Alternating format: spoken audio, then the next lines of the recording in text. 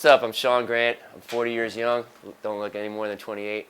I'm from New York City, born and raised. And I've been playing pinball for over 20 years in tournaments.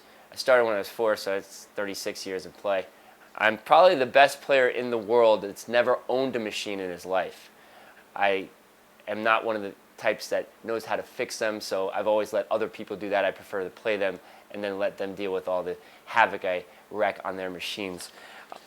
I'm probably the only person that you're going to meet that has been a paid pinball instructor. I've had over 10 different students pay me for pinball lessons, and they've said that they found them to be very useful. There's pinball instructional videos out, but they find that private instruction is really a lot better because I can tailor my lessons towards what they need to learn.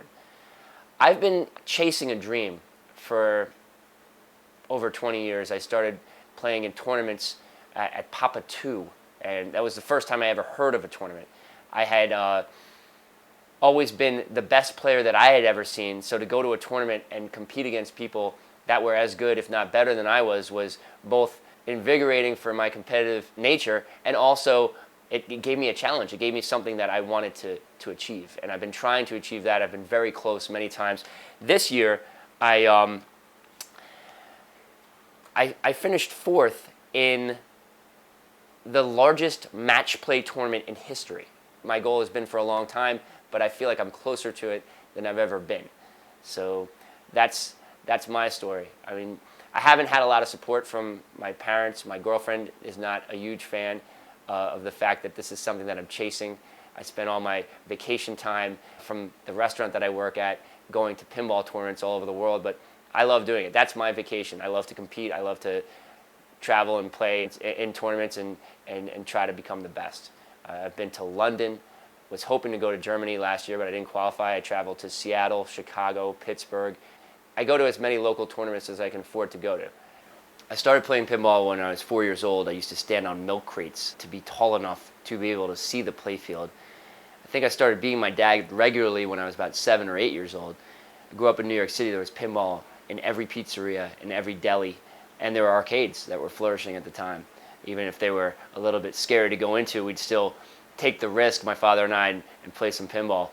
When I was in college, I used to write articles online about pinball. I've written reviews of pinball machines in pinball magazines, and I basically was trying to create my own pinball major. I got an engineering degree. I took courses in psychology so I could learn how to communicate rules to the player.